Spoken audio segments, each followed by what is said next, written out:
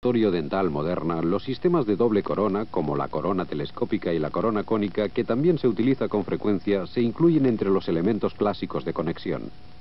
Lo mismo ocurre con los anclajes, que también son utilizados como elementos de construcción. Los sistemas de doble corona siempre constan de una corona primaria cementada permanente en el muñón preparado y de una corona secundaria muy ajustada. La corona secundaria está soldada a la parte removible de la prótesis.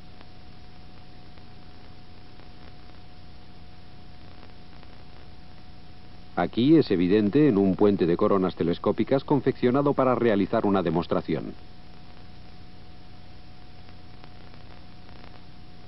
Dado que frecuentemente las condiciones de espacio no permiten tallar intensamente el muñón dentario, pero en la construcción paralela de la corona telescópica es necesario disponer de suficiente espacio, en la confección de la corona secundaria surgen a veces dificultades, que solo pueden superarse con mucha precaución.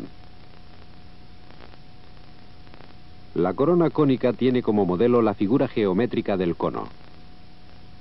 En la aplicación práctica se imaginan entre sí un cono interno y un cono externo. La fricción une ambas piezas de manera desmontable.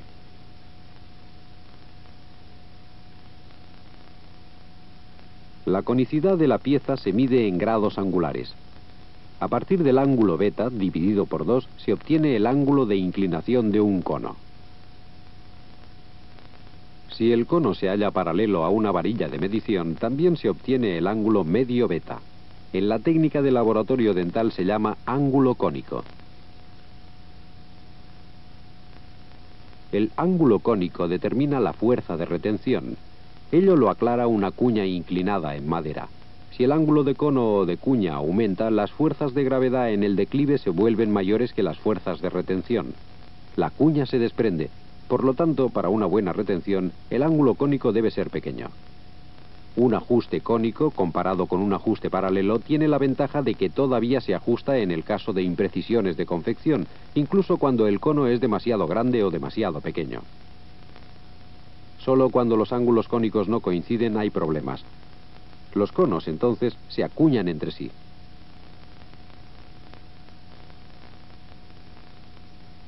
En la técnica de laboratorio dental, el ángulo cónico más favorable es de 6 grados, lo que corresponde a un ángulo cónico de 12 grados. Dentro de un conjunto cónico, por lo tanto, pueden tolerarse convergencias o divergencias de hasta un ángulo cónico de 12 grados. Dado que el grosor de pared de la corona interna debe ser lo más delgado y uniforme posible, se aprovecha totalmente el juego de espacio que el cono permite. Pero los ángulos de las superficies opuestas entre sí en conjunto nunca deben ser mayores de 12 grados.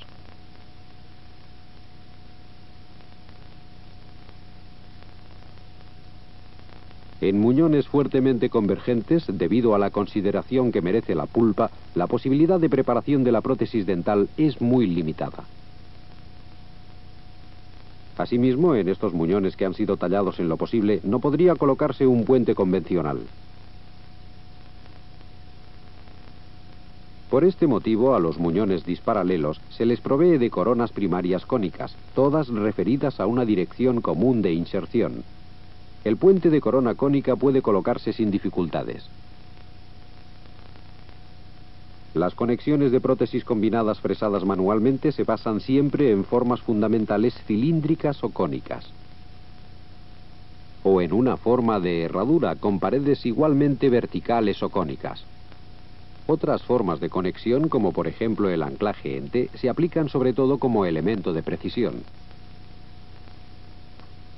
Los anclajes son piezas de precisión de fabricación industrial. Sirven para la unión recíproca desmontable a veces o para la unión solo desmontable en algunas condiciones de piezas de una prótesis dental fija removible. Con la fabricación de dichos elementos en máquinas modernísimas y la máxima protección posible del material, por ejemplo mediante la conformación en frío o mecanizado electroerosivo, es posible mantener tolerancias dimensionales extremadamente pequeñas. Así se garantiza un ajuste de las conexiones muy bueno. A primera vista confunde el gran número de formas en las que se ofrecen los anclajes.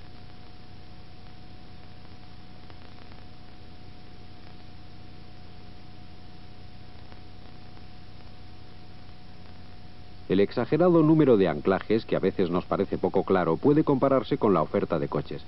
Para cada misión especial se dispone de coche adecuado. El coche familiar, el coche para ir de compras, el combi para el trabajo y el ocio, el deportivo, los coches de representación, etc. Resumiendo, cada coche satisface un objetivo específico o una pretensión especial. Lo mismo ocurre con los elementos de construcción en protésica dental.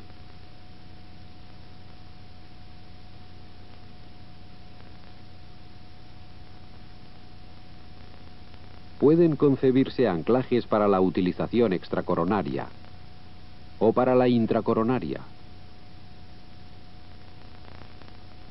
En los anclajes extracoronarios, la conexión tiene lugar por fuera de la corona protésica. En los anclajes intracoronarios, por dentro de la corona. En los anclajes, una de las partes se llama matriz o hembra. La otra, macho. Macho es siempre aquella parte que se introduce en la otra, la matriz.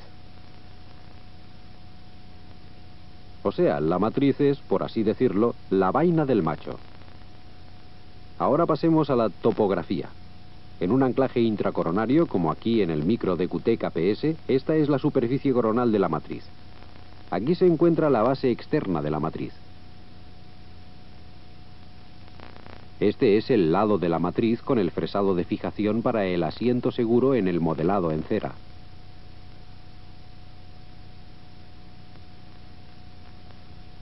La superficie deslizante coronaria del macho, junto con el soporte basal del macho y la guía lateral de la superficie de deslizamiento en barra, se encargan del ajuste del macho en la matriz.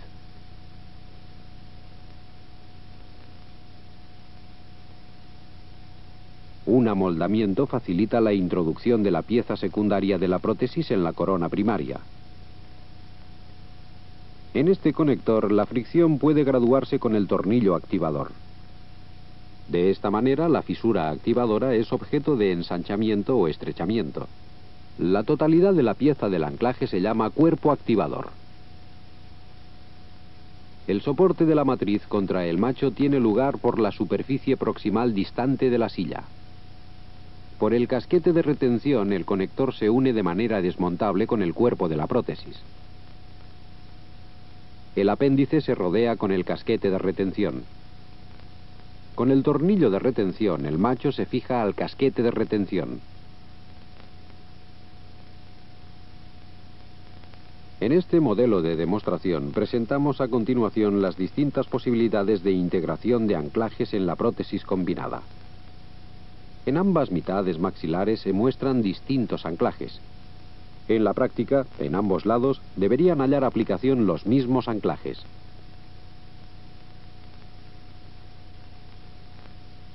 Después de que los muñones hayan sido aislados de la manera usual, se realiza una matriz a presión de plástico calcinable libre de residuos y se encera en sentido marginal. Para ello se utiliza cera cervical. Mediante limado, el margen de la corona se ajusta al muñón.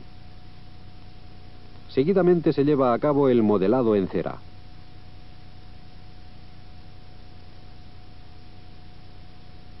Lógicamente, para la retención de la prótesis dental removible debe determinarse una trayectoria de inserción común.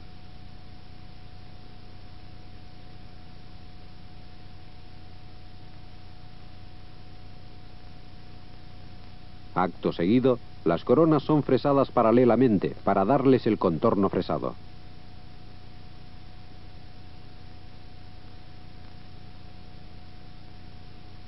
El tema fresado en cera y metal se trata con detalle en el tomo 12 de este compendio. Por este motivo no insistimos más al respecto. Para todas las formas de anclajes, estos trabajos de preparación son idénticos. La integración de la matriz en la corona puede realizarse mediante soldadura de la matriz, mediante sobrecolado de una aleación adecuada sobre la matriz, o con una matriz de plástico combustible, o espaciadores con mantenedores de espacio de cerámica. Pictogramas como este para la técnica de soldadura acompañan a los métodos comentados. Primero se conecta el macho al correspondiente brazo del paralelizador. Después se coloca la matriz en el macho y se lleva posición en sentido basal. El brazo del paralelizador se baja y se conduce a la caja preparada en el modelado en cera para comprobar el ajuste. Si debe sobrecolarse una matriz, esta debe constar de una aleación de alta fusión e inoxidable. En este caso, la matriz tiene que montarse fija en el modelado en cera. Los fresados de fijación garantizan la integración segura. Si se utilizan matrices de plástico combustibles, se fijan de un modo similar en el modelado de la corona. La matriz de plástico se incluye en el revestimiento. Se quema durante el precalentamiento sin residuos. Cuando el metal fundido más tarde fluye por el molde, la matriz también es colada automáticamente, por así decirlo. Este método se recomienda especialmente en la utilización de aleaciones no nobles. No obstante, las superficies del colado deben calibrarse de nuevo. Los preparativos para los espaciadores, o sea, el montaje de un mantenedor de espacio cerámico que más tarde se chorrea, siguen el mismo curso.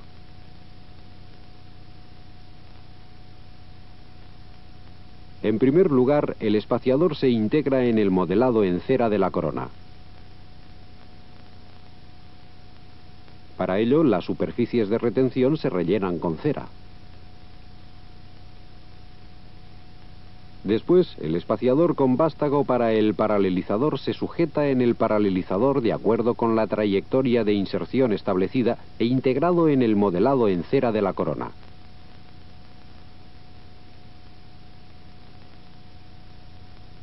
Entonces se suelta el vástago para el paralelizador del mismo y se completa la zona de unión con cera.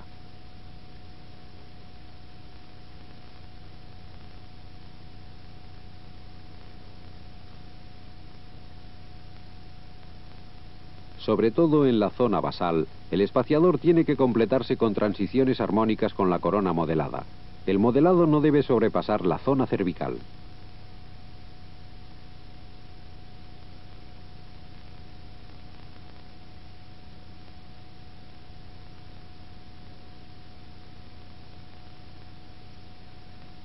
Seguidamente, el vástago se corta con el disco separador. La porción restante sirve de fijación en el revestimiento. Dado el caso, las superficies de la corona fresada paralelamente deben ser objeto de un trabajo de repaso y así liberarlas de la cera superflua.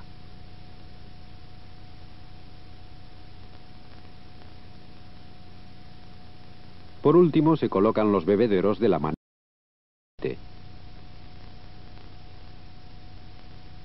En los volúmenes 7 y 13 de este compendio se dan instrucciones adicionales para el manejo de la cera. Para las aleaciones de metal noble se ha comprobado la eficacia de la fusión de la aleación en un crisol de carbón.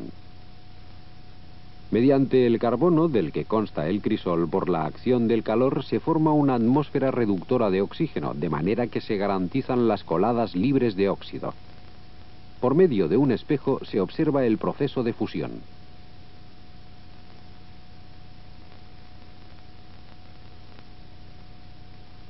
Después del colado, el mantenedor de espacio cerámico se chorrea con perlas de vidrio de un tamaño granular de 50 micromilímetros. Cuando el espaciador, o sea, el mantenedor de espacio, se ha chorreado, se vuelve perfectamente visible el perfecto contorno de la matriz intracoronaria.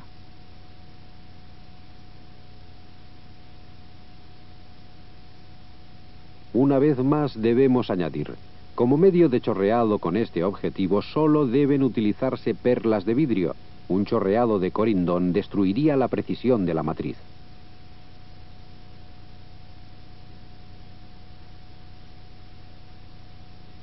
Con un disco separador, las coronas se separan de los bebederos.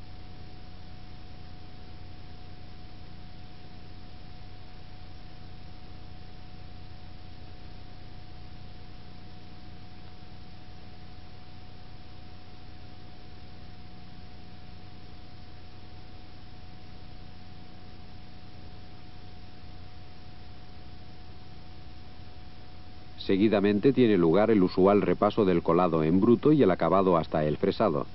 Esta fase de trabajo es la misma para todas las coronas, sin que tenga importancia que la técnica de soldadura, la de sobrecolado, la de matriz de plástico combustible o la técnica del espaciador sean aplicables para la instalación de la matriz intracoronaria.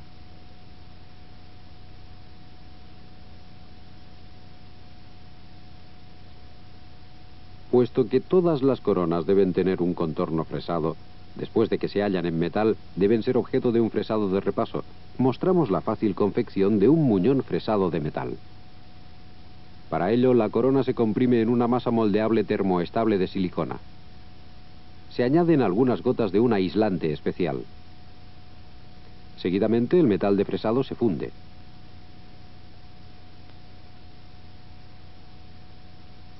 Es colado en la corona. Y se deja consolidar.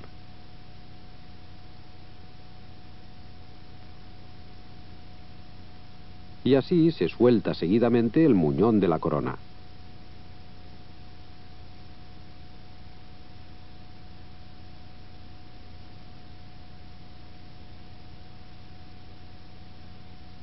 Mediante un plástico autopolimerizable, la corona se fija en posición exacta a la estrella de un aparato de transmisión. Se conecta el muñón metálico, que debido a su buen ajuste se adhiere por sí mismo. Y se traslada a un zócalo de fresado. Un método sencillo y eficiente.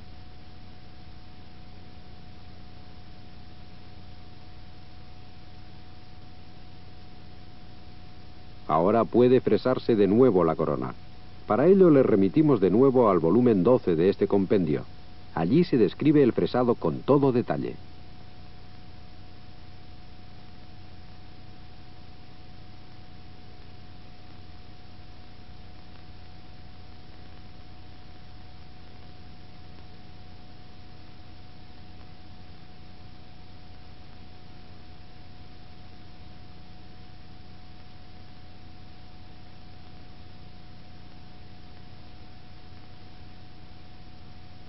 Un buen acabado de las superficies fresadas puede conseguirse si los filos de la fresadora se rellenan con cera o pasta de pulir.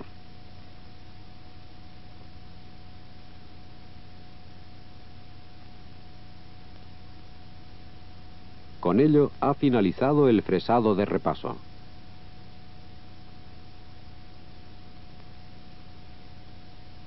Volvamos a la soldadura de la matriz. La corona colada contiene una caja para la matriz que se ha de soldar. En la zona basal o lingual se talla una muesca para la colocación posterior de la soldadura.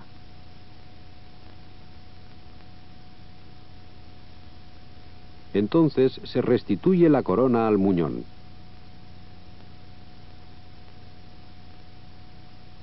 En el paralelizador, la matriz se inserta en el macho y en la trayectoria de inserción prevista.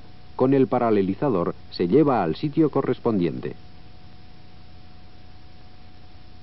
En esta posición se fija con cera adhesiva.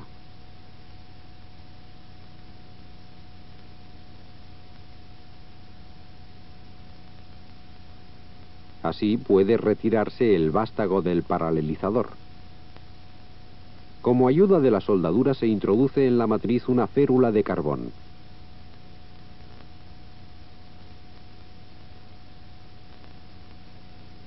Mediante esta férula de carbón, la matriz se mantiene en su posición durante la confección del modelo de soldadura.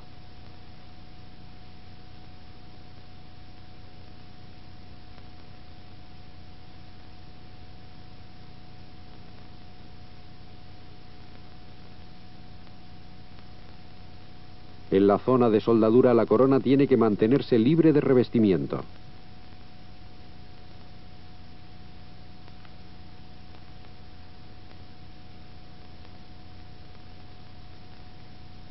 A continuación se quema la cera adhesiva. La fisura de soldadura responde en anchura a las recomendaciones técnicas dentales.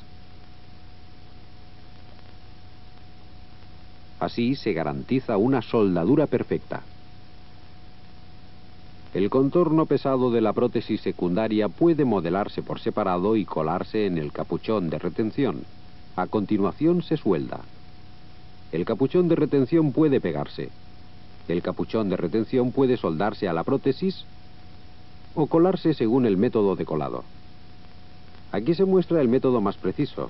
El contorno fresado se modela y se cuela y más tarde se suelda en la prótesis removible. Para ello, en primer lugar, se premodela en plástico autopolimerizable y después se moldea con instrumentos rotadores. Este es un procedimiento usual que no precisa ninguna descripción adicional.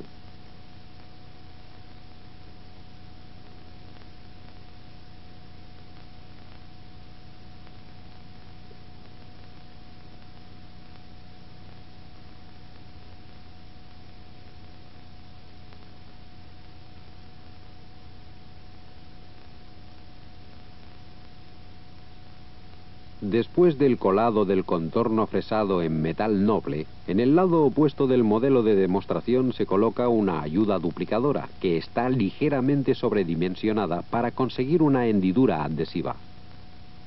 A continuación puede prepararse el modelo para la duplicación.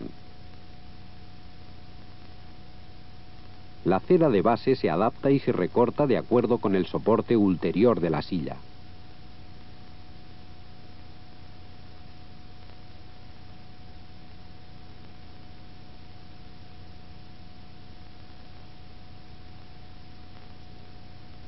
Se bloquea la fisura marginal entre corona y modelo.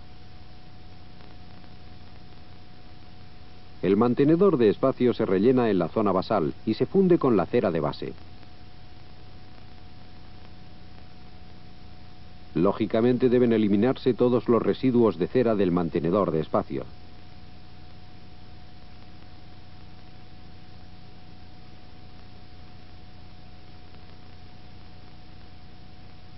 Ahora el modelo está listo para el duplicado. Si el contorno fresado debe ser colado conjuntamente, el capuchón de retención debe soldarse o colarse. Los preparativos para la duplicación discurren de la misma manera.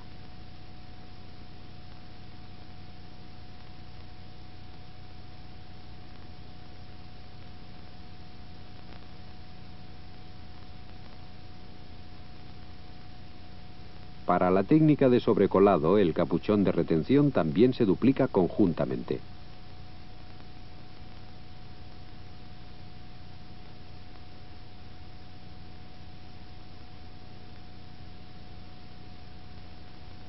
Para la duplicación de piezas de precisión se utilizan exclusivamente masas duplicadoras de silicona de adición, las cuales pueden trabajarse fácilmente con un duplicador automático.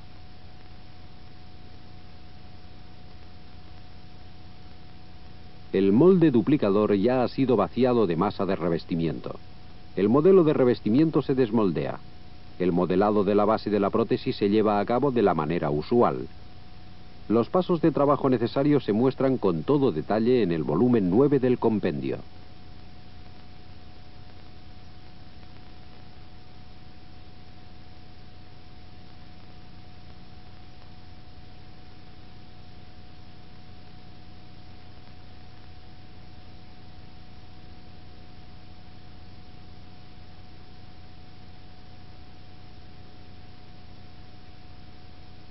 Para la unión del macho se coloca una pieza auxiliar modelada.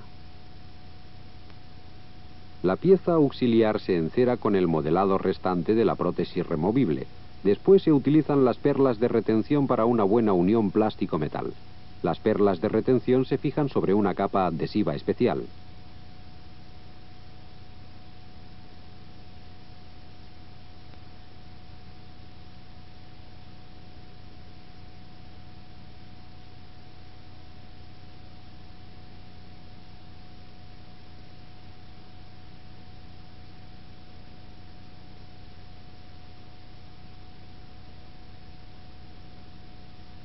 Las perlas de retención no deben en ningún caso hundirse en el adhesivo más allá de su ecuador.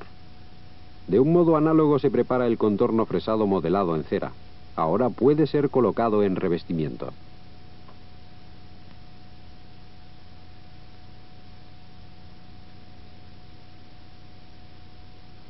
La masa de revestimiento solo puede mezclarse sin burbujas en el aparato de amasado en vacío.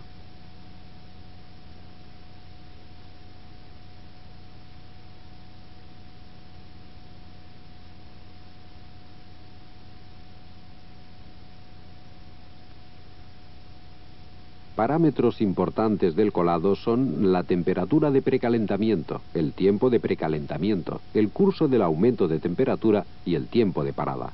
Seguidamente la aleación se funde y se cuela.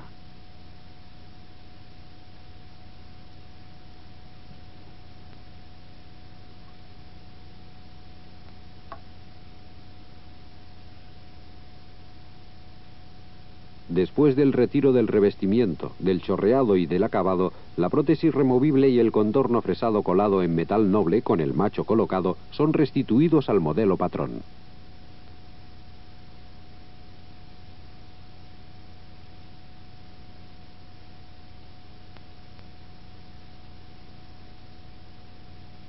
Como preparación para la confección del modelo de soldadura, las piezas se unen al plástico. De esta manera se aseguran las posiciones para la soldadura durante el levantamiento y la colocación en revestimiento.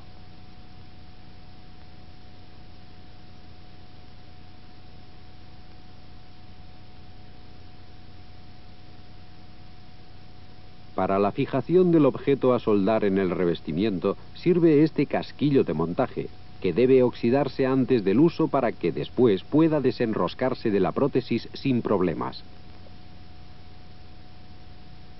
Ahora puede realizarse la soldadura.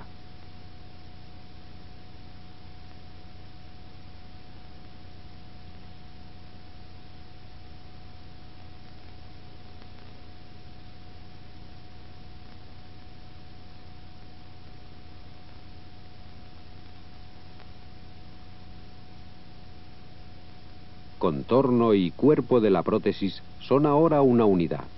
El macho está atornillado en el casquillo de retención. La prótesis combinada ajusta perfectamente.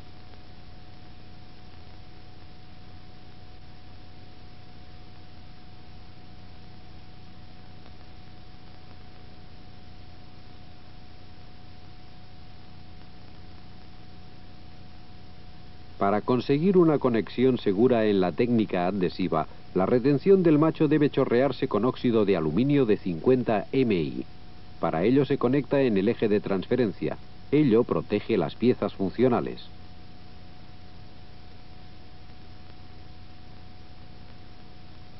Con óxido de aluminio de 250 MI de granulación se chorrea la cofia de retención en el armazón de la prótesis removible.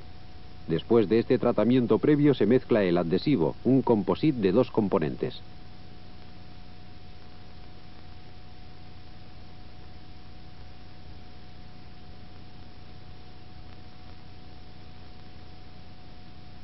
Se aplica el adhesivo y la prótesis se ensambla con el macho.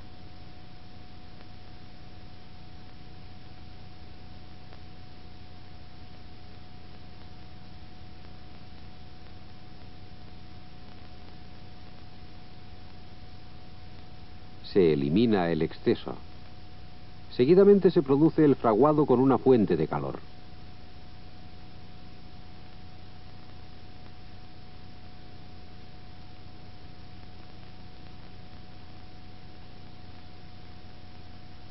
La adhesión del macho en la caja de retención no tiene fugas.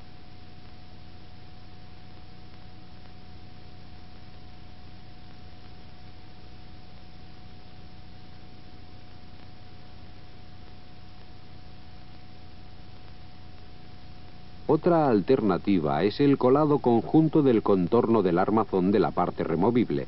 La caja de retención se suelda más tarde. En la confección del modelo de revestimiento se duplica conjuntamente la matriz completa. Aquí el modelo refractorio acabado. El armazón de la parte removible, inclusive el contorno fresado, se modela en cera, se coloca en revestimiento y se cuela. Después del acabado se suelda la caja de retención.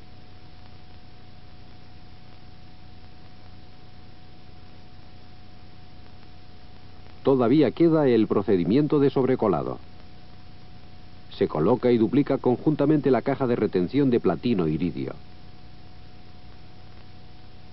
La rosca se llena con cera. Después de la duplicación, la caja de retención permanece en el molde duplicador y se atornilla un casquillo de montaje que fija la caja en el modelo de revestimiento. Las retenciones favorecen la unión segura en la fusión. Después se lleva a cabo el modelado en cera.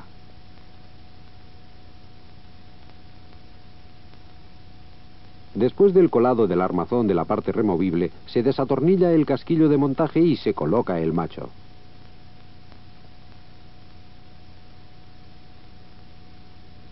Mediante el calentamiento oxidativo precedente, la pieza auxiliar se suelta fácilmente del colado.